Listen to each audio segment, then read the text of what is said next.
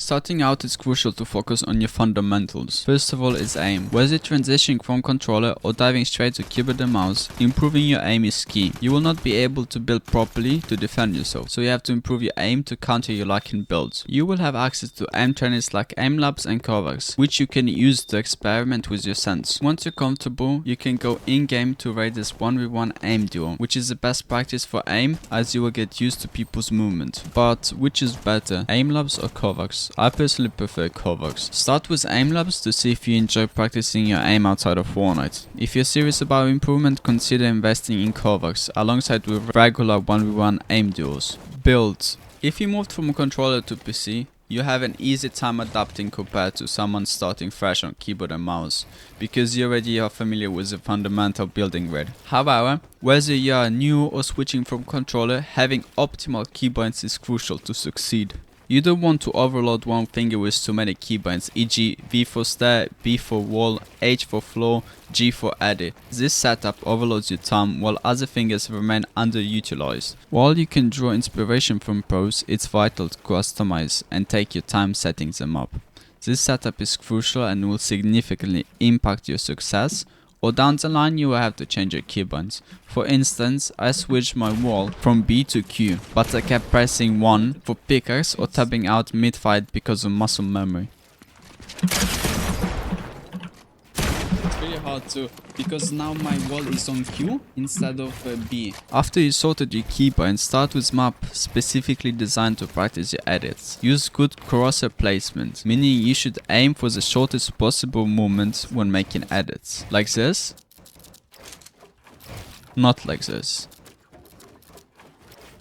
This minimizes the wasted moment and increases your effective editing. All the map codes will be down in the description. Practice to edit from far as you do short mouse movements compared to being close to builds where you have to exaggerate the movement to achieve the same edit. Once you're comfortable with basic edits, practice placing builds while editing. Here is some to practice. Over time you'll develop muscle memory, making these actions second nature. So don't get discouraged if progress feels slow initially. Consistency is key. I suggest turning off confirm edits on release for better controls, and it's not ideal for long-term improvement. While this might slow down your build speed initially, precise edits are more crucial in fights and rapid builds. If speed is your primary goal, you can turn it on, but I believe mastering the hardest method will benefit you in the long run. Maximizing improvement through creative mode. For the best improvement, I suggest practicing in creative mode most of the time when you're starting out. This allows you to get used to the fundamentals quickly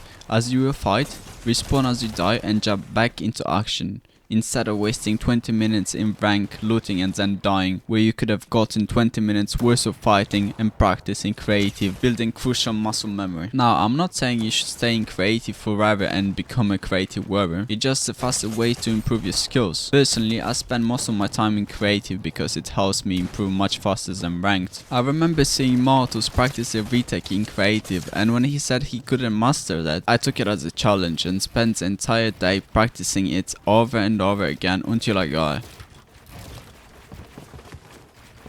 Once you feel bored, have improved or think you're ready, transition back to ranked to apply what you've learned. At least then you'll be able to put up a fight instead of dying without knowing what to do. Trust me, you will die a lot, every day, day after day. But if you keep it up, you will succeed. I believe in you guys. Ranked matches are great for improving your W key skills. You learn how to push opponents properly without dying. Make sure you play solos as much as possible. In duo, trios or squads, your teammates can bail you out when you die, which makes it harder for you to improve. If you die, it's mostly your fault, which helps you learn and adapt. Avoid hiding and camping for rank, because it won't help you improve. Your rank going up doesn't necessarily mean your skill has improved. If you come to champion, for example, you lose to a champion player who fought their way up.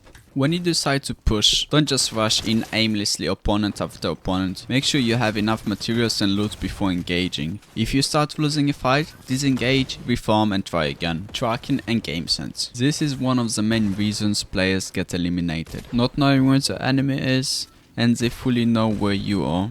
I'm currently working on improving this myself. The key to enhancing your game sense and tracking is to enable visual sound effects if you don't already have them on. So go to settings, audio, and turn off the visual sound effects on and apply. The visual cues will help you track enemies more effectively. Initially, you may not pay attention to these cues because you'll be focused on building, editing, and other mechanics while under pressure. The sooner you improve your game sense and tracking, the better player you become. But that will take time and lots of gameplay. Taking a break from Fortnite. Taking a break from Fortnite is crucial for your mental. When I was deep in the grind, constantly playing ranked matches and facing defeat after defeat, I hit a wall. I realized I wasn't seeing any improvement despite putting hours of effort. So I stepped away for a week and played World of Tanks. Initially I was hesitant to return to Fortnite, feeling disheartened by my lack of progress. But when I did return, not only did I notice significant improvement in my skills, but also felt refreshed and motivated than ever. I guarantee you that taking a break will cause positive results. Trust me on this one. If I'm wrong, you can unsubscribe, but first you'll have to subscribe. Your support means the world to me, so thank you. Managing Panick and Shaky Aim. Managing Panick and Shaky Aim are common challenges. I stressed a lot when I saw someone triple edit, piece me up, pop me very hard or laser me, and then try to jump in my box. Maybe you experience similar scenarios. When they catch you off guard, it's easy to feel overwhelmed. They land a lucky shot and try to jump in your box aimlessly. However, most of the times they're just nervous as you are. To not panic, the fastest way is to fight lots of people in creative. The more you expose yourself to different scenarios, the more confident you'll become in your abilities. Building wisely. This is so underrated and people don't pay attention to this. As you progress in Fortnite, your building skills will naturally improve.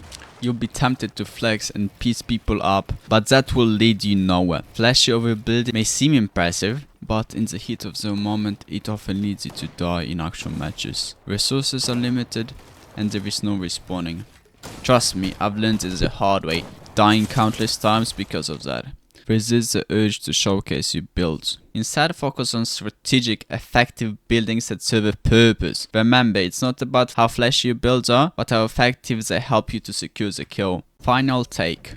Don't be too hard on yourself. It's easy to feel overwhelmed, to feel like you never catch up to the pros, but trust me, I've been there.